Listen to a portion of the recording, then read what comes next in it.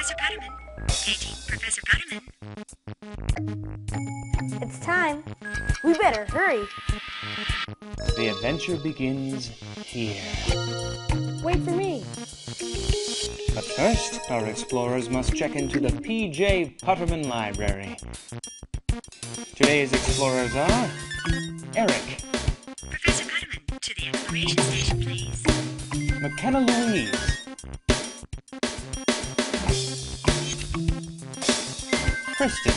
All devices are now ready. After checking in, our explorers will make their way to the exploration station. Welcome to the exploration station. With a little help from technology and some instruction from me, Professor Putterman, school founder and world explorer, we're going to discover the heritage, the people in every corner of our great country.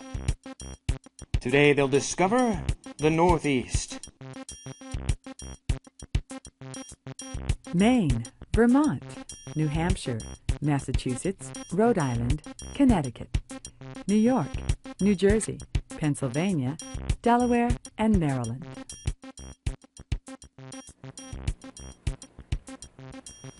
Ah! I'm so pleased you explorers could make it today. We have such treats in store for you. But first, let's see if you can guess where our adventure begins. Eric, go ahead. Touch the screen. Well, here goes. We're going to the ocean? Yes! But when? You're going to need some more clues. Let's go to the projection analyzer. McKenna, if you please.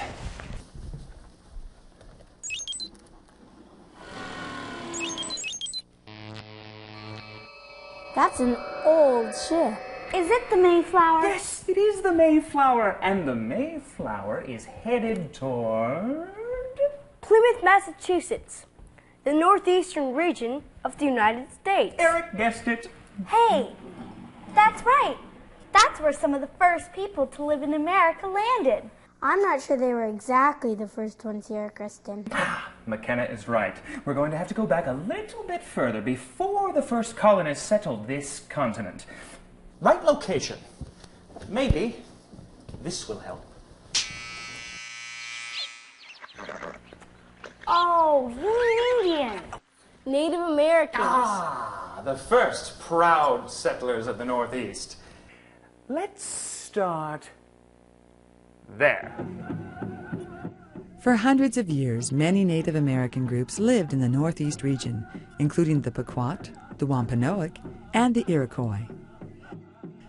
The Iroquois were made up of 5 main tribes. They were the Seneca, the Mohawk, the Oneida, the Cayuga, and the Onondaga. In 1722, the Tuscarora people joined the Iroquois to form the Iroquois Confederacy. A confederacy is a group of different people who join together for a common goal. The land that would become New York State was home to many Iroquois villages.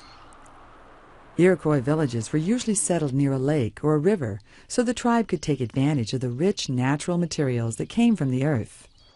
These natural resources provided food, clothing, and shelter. In 1620, a ship called the Mayflower carried pilgrims from England to the New World. They were searching for freedom to practice their religion. The ship arrived in the deep waters of a rocky bay. They named the bay Plymouth Bay, and it became the first settlement in the colony of Massachusetts. A colony is an area that is governed by the home country of its settlers. Plymouth was governed by England. The Pilgrims settled at Plymouth because of the area's rich resources. There was land for farming, timber for building homes, and plenty of fresh water. A Native American called Tisquantum became an interpreter between the colonists and the Wampanoag. Tisquantum was also known as Squanto. He and other Wampanoag helped the early colonists through their first year by showing them how to make better use of the vast resources that surrounded them. Without his instruction, the Plymouth colony might have failed. As settlements were established and beginning to flourish, more people journeyed to America and created colonies along the northeast coast. Soon, many of the settlements became centers for trade. Products made in Europe were traded or sold for goods from America, namely from New England. An explorer named John Smith, who had helped settle Jamestown Colony in the southeast, named this area after his home country, England. New England includes the areas that would later become the states of Rhode Island, Vermont, Maine, Massachusetts, New Hampshire, and Connecticut. Massachusetts became a popular trading center in New England, attracting thousands of colonists by the mid-1700s. As people moved to the colonies, it became even more important for them to make decisions as a community. The colonists held meetings to discuss and make decisions about their towns. Town meetings became very important in early New England. The town meeting was often held in a church or meeting house located on the common. A common is an area built in the center of town for everyone to use. To survive during the settling years of the colonies, people had to rely on each other and they had to grow or make what they needed. If not for the Native Americans, the colonists might not have survived. Tisquantum was especially helpful. Kristen, can you get the map back?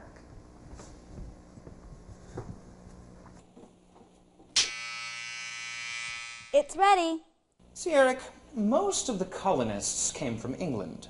What I want to know is why all those colonists left England in the first place, Professor.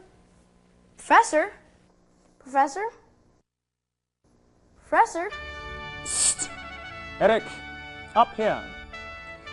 You see, Eric, they left England. Freedom. What is that? Trouble in the colonies.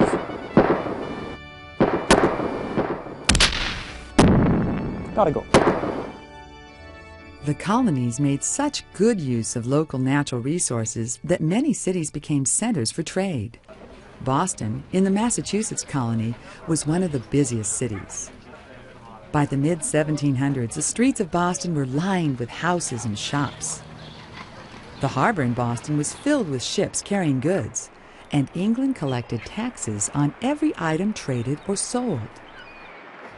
In the 1760s, colonists began to resent the heavy taxes placed upon them by the British rulers, so the colonists quit buying anything from England. They boycotted British goods. Eventually, the British king sent an army to the colonies to collect taxes and protect England's interests in the colonies. On one occasion, in 1770, colonists called patriots clashed with the British soldiers, and 5 unarmed patriots were killed. This incident became known as the Boston Massacre. In 1773, colonists protested the British tax on tea by dressing up as Indians and dumping 342 chests of tea into the Boston harbor. The Boston Tea Party united the colonists, but the British responded with more laws restricting the rights of the colonists. Growing tensions between the Patriots and the British caused the British to close the trading ports in Boston. As the ports closed, the Patriots began to prepare for battle. Some of these Patriots were known as Minutemen because they would be ready to fight at a minute's notice. Minutemen were common men who were willing to fight for their freedoms. April 18, 1775, the British Army was on the way to Concord, Massachusetts to capture a Patriot leader and destroy military supplies. 3 Patriot men on horseback were selected to warn the surrounding countryside of the approaching British Army. One of these men, a silversmith from Boston named Paul Revere, managed to warn the Minutemen. When the British reached Lexington, they found Minutemen ready and waiting. Then shots were fired.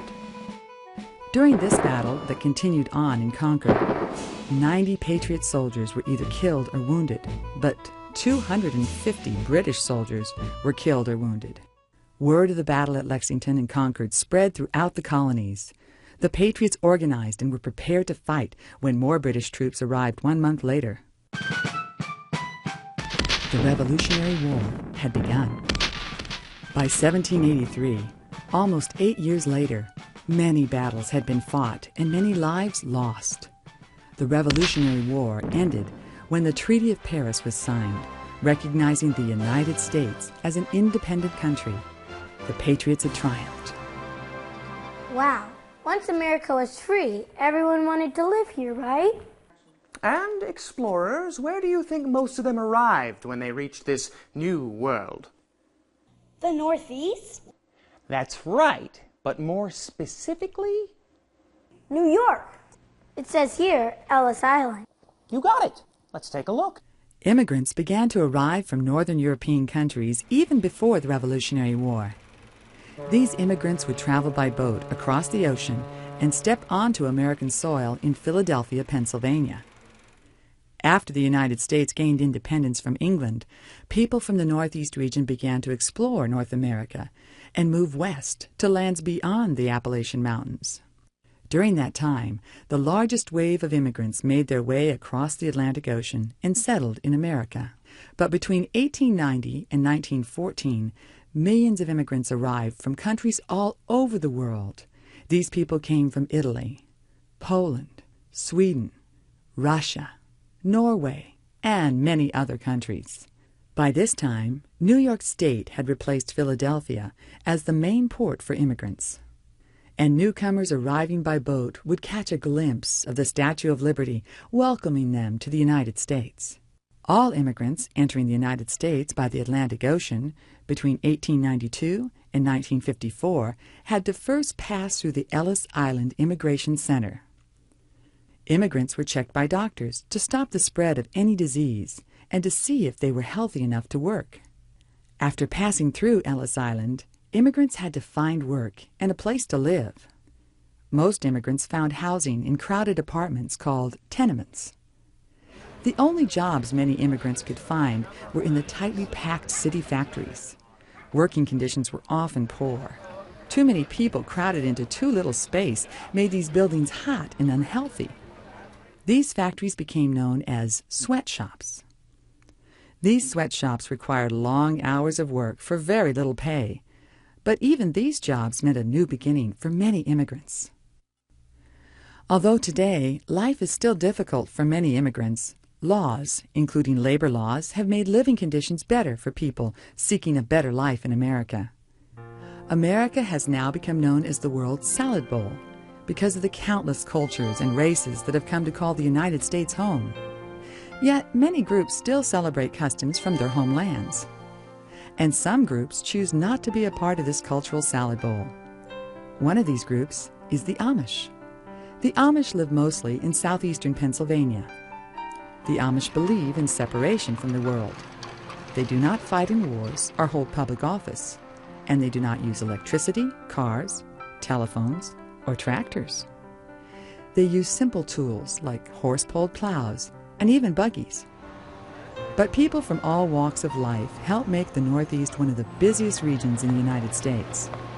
Although the Northeast has the smallest area of the 5 regions, it has the 3rd largest population. This population is due to immigration from around the world. Immigration means a move to a country from outside the country, but people also move to the Northeast from inside the country. This is called migration. Between 1910 and 1930, many African Americans from the South moved to the Northeast in search of more freedom and opportunities. This was called the Great Migration. There was a boom of new jobs in the Northeast as machines were developed for transportation and manufacturing. This was all part of the Industrial Revolution. And the Northeast region was the first place in the United States to experience it.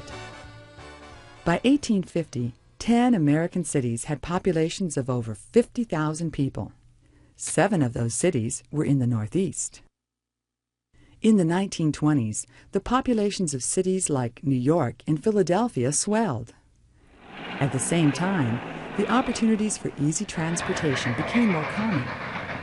People could now work in the city, the urban areas, and still live in smaller communities outside the city called suburbs. Wow.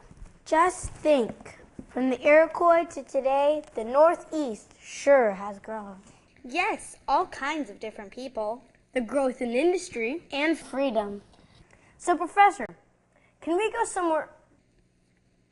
Professor? The library will be closing in 5 minutes. Please take all your materials Bye, to the checkout Professor. desk. And thank you for exploring the Northeast. Learning about the Northeast is pretty fun. Yeah, it's really interesting. Wait up, Kristen and Eric. Okay, come on. Discover and explore all the regions of the United States. Call 1-800-483-3383 or visit our website, schoolvideos.com, for 100% educational videos.